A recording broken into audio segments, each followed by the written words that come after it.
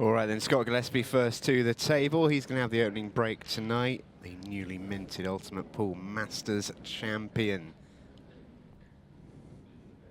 I love that from Scott and Matt, by the way. They practice together every Monday night, so why not take that practice out out into the big leagues, live on the telly. Yeah, I love that, really do. Scott will love that break, hit them really well. Yeah, a bit of a funky split, mind. Top of the table looks interesting, at least at first glance, but he got a hold of them really well, you're right. And remember, first frame is Scotch, so both Jamie and Scott will be working together. And usually the only time they work together is to wind each other up. Truly has been laugh a minute with these two gents around the building today. Well, looks like they're eyeing up the yellows because of the one top right-hand corner. They don't really have a great option to get going on yellows. They've had a look at yellow off yellow into the left centre. I don't think they can do more than the plant. Other than that,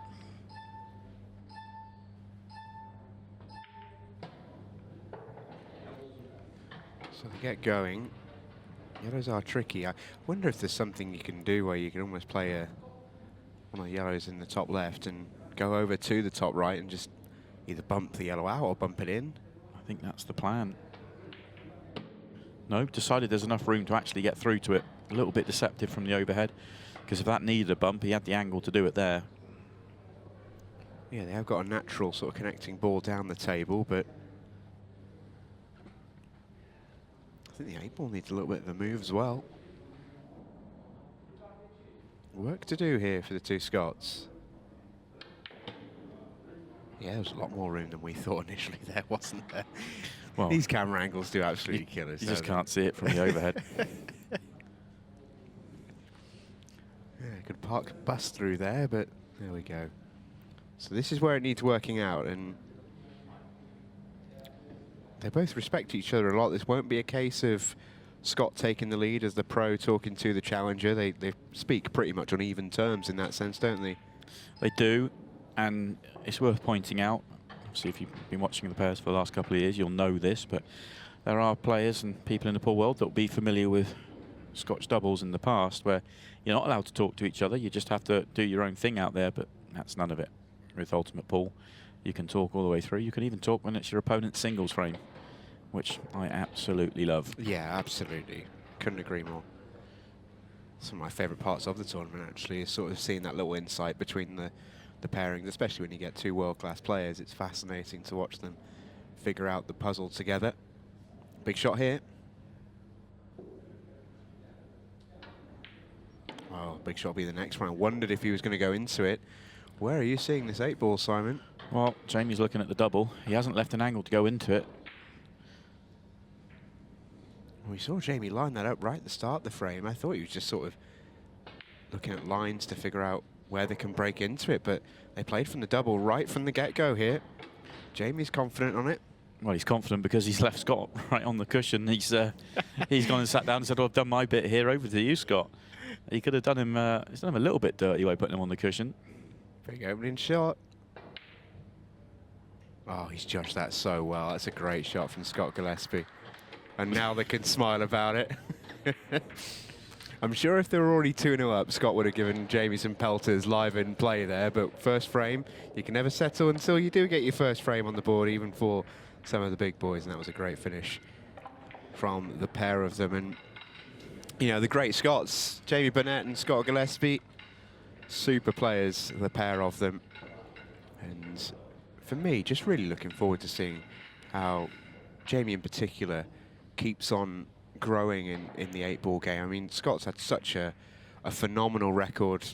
He's going to be there or thereabouts, especially now he's got his first win on the Ultimate Pool circuit. But for Jamie, you know, a former snooker pro, he's been to deep stages of snooker tournaments. Holds one of the few actually holds the record for the 1-4-8 break, which is a pretty special achievement in and of itself. But I thought actually it was really impressive to see him run all the way to the Challenger Series final earlier on in the year, because I think that sort of seemed to convince him that he's got the game to progress. And actually what I thought was really interesting was, and this will come, I think, for for Jamie, because we've seen this on the Challenger Series especially. That first experience in the big arena, it seemed to just throw him off a little bit, didn't play as well as he knows he can. I think he actually had a semi-final at the end of last year, and then this year he went that one better and made the final, and he's just edging closer and closer to winning one of them. We saw what can happen with Connor Tracy this year. Lost the final and then made the next step pretty much instantly. I'll be amazed if Jamie doesn't finish in the top 16 and have the option for pro status for next year. I believe his level is absolutely fantastic. Early miss for Scott Yardley, who takes on the first individual frame. Don't think he had anything nice to go at there particularly at all. No, wasn't the friendliest of layouts, and it's still not the friendliest of layouts here for Scott.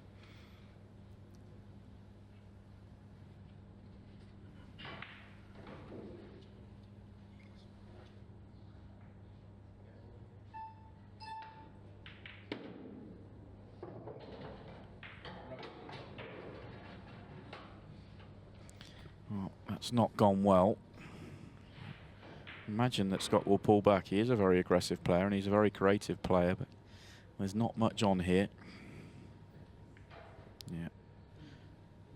Wait for a better opportunity.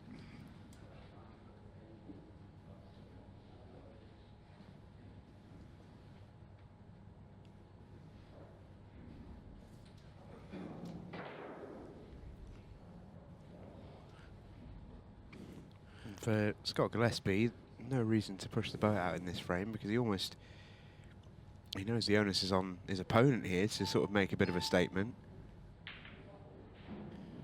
Yeah, and he sort of dangled the carrot there, left a yellow on at the bottom and kind of said, you're more than welcome to go for it if you want to.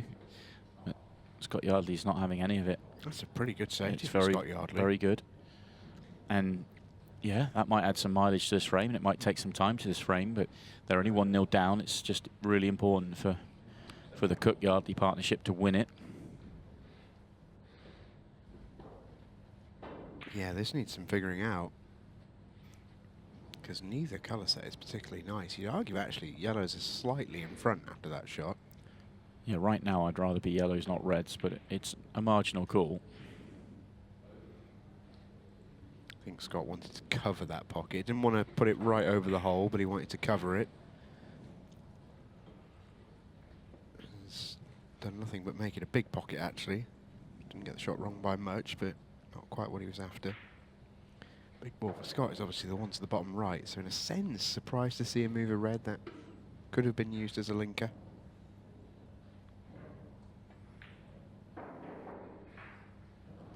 Oh, now could that be a mistake? Yeah, I wouldn't have really wanted to do that. Just opening up that red a little bit more, maybe throwing in the option of a loss of turn. Not sure that's quite come on for Scott Gillespie there, but you had control of that area of the table as it was set, so I'd have been looking at the balls at the top of the table, potentially. I think Scott was more concerned with cue ball there rather than the reds. It's not a bad shot. And this is a tricky little tactical frame. Not seen Simon Webb's brow furrowed so much in a long time. Well, I just really enjoy these frames. So many people tell me about this rule set that it's all about just clearing up at all costs, and all the players do is come to the table and try and clear up. It's just absolutely not the truth. The tactical side of the game is absolutely fascinating, and trying to work out how to force an opening from this sort of situation, tricky to do.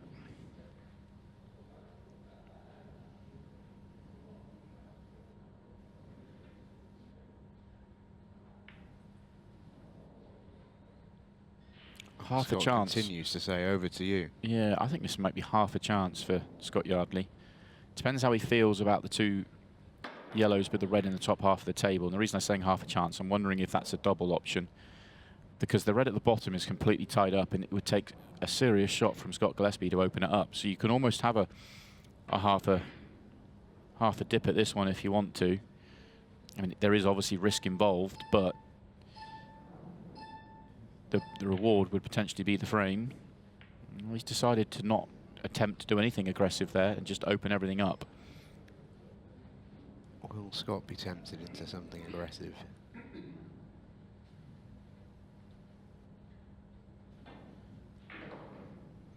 Well, he's got 2 potential balls to fly into the bad area, so he might be.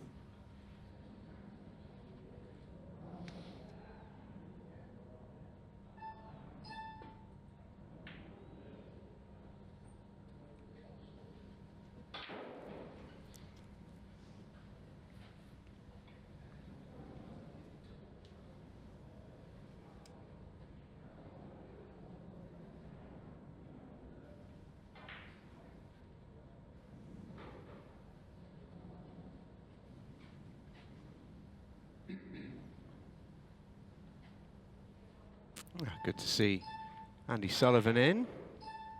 European Tour golfer, absolutely loves his pool. Yeah, good regular friend. fixture on the Monday nights. Yeah, and good friends and a big fan of Scott Gillespie, which is why I think he's turned up tonight, is to cheer on Scott. Yeah, you talk about Andy being a big fan of pool. I tell you, Goobs is a massive fan of golf as well. Those two have played. The Venn diagram for those two works out pretty nicely. I can't tell you when they get together, though. Andy wants to talk about pool and Scott wants to talk about golf. I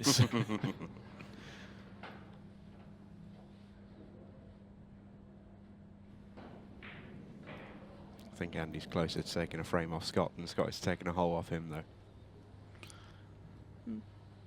But no, Scott's a very, very good golfer, but I probably agree with that. He'll come running into the studio in a moment if he heard that. So Scott's going to go. Ooh, he might not now. I think if he can get through to the yellow he's closest to, it's difficult for us to tell from this juncture. I think he can see the yellow's closer to full ball. I'm just not sure there's much you can do with it. It depends whether the 2 yellows together, if they're set to knock the one over the pocket in, he could look to continue here. You can see there, it's very close to that being the case. Yeah, if he can't work it off the yellow that he's close to, he can probably go cushion first. Can he get through? Yeah, I think he's playing the double. It's bold. Excellent shot. And What now a he shot that can, is. he can definitely get through here. Now, you're playing the yellow into the red, the top side of the red, which pushes into the yellow and pots the one over the pocket. So the pace you play this at, and understanding where all the balls go, is really key here.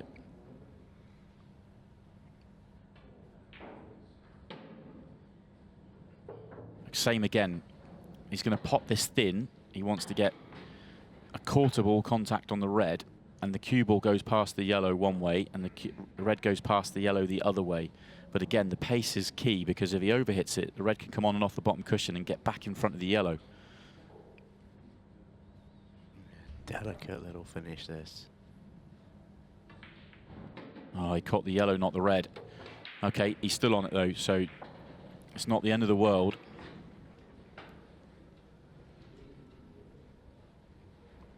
Yeah, still got a shot. It's just tough.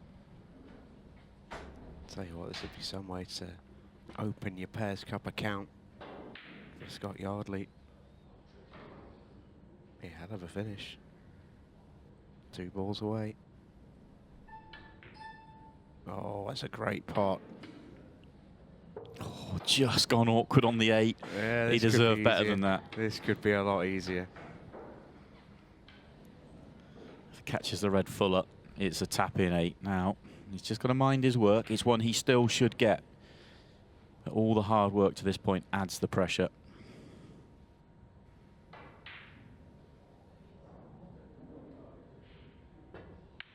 Brilliant. What a finish.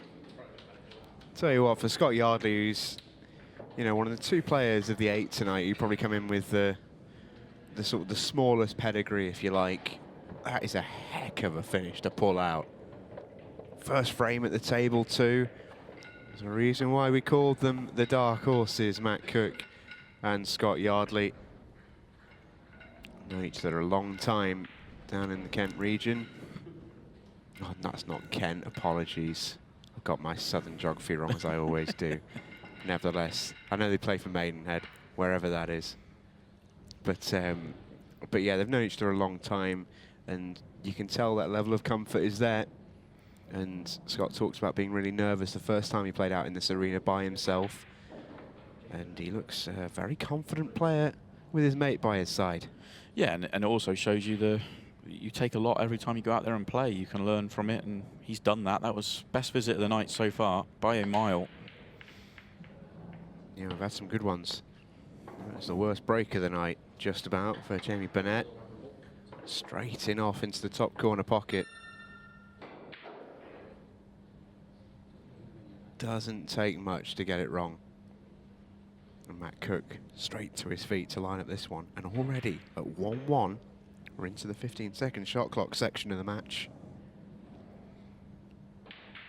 Yeah, that was a huge frame, that last one. And now look what they've got. An opportunity to go in front.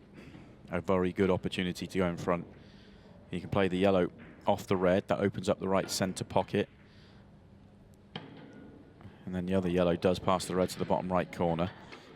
Question mark over the 8 ball. But enough balls around it that he should be able to pick a way to get on it. Doesn't have to move it, but he might want to. Yeah, I think if he doesn't move it, the only pockets it goes to are probably the top 2. Yeah. May go bottom right. It's tight.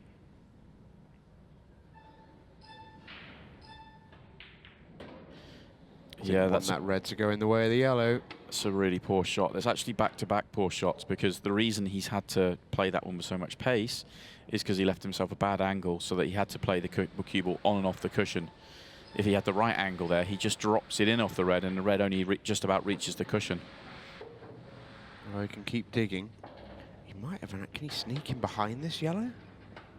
He has enough angle to. I think he is. Yeah, what a good shot that is. Now getting onto the 8 ball. Can he just about get to somewhere south on the cue ball? Yeah, he's having to jack up, but I think he can get there.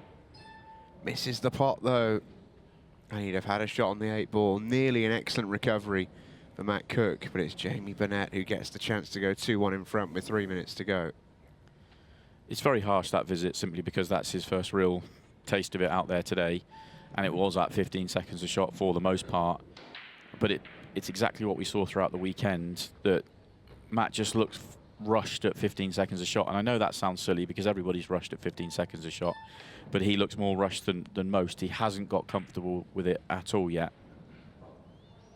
Little surprised to see Jamie Burnett play safe there. Felt like that was maybe one shot too many, but he obviously felt this red was a bit of a problem, so wanted cue ball in hand for it.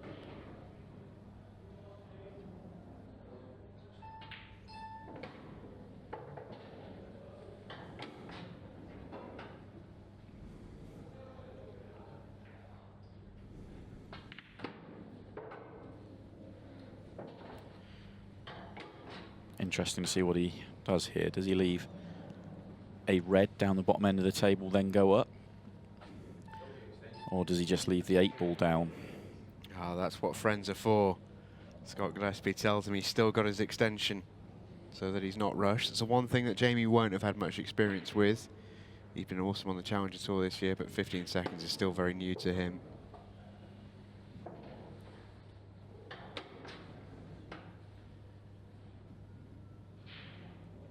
One thing we found with the former snooker players is they tend to play pretty quick.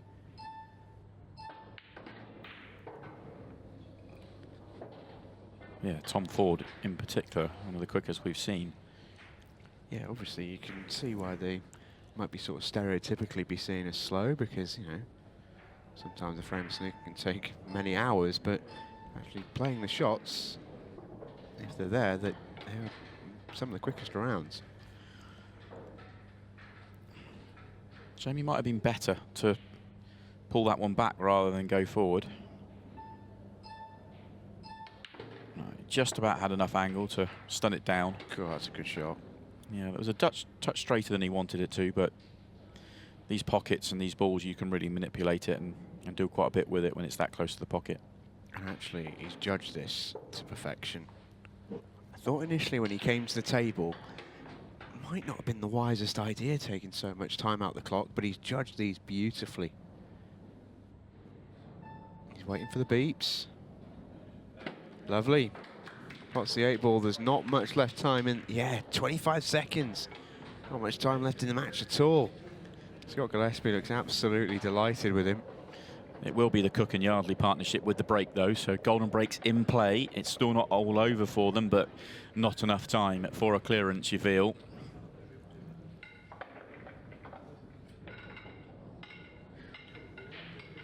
And the only way, realistically, you can see a draw here for Cooke and Yardley is with a golden break.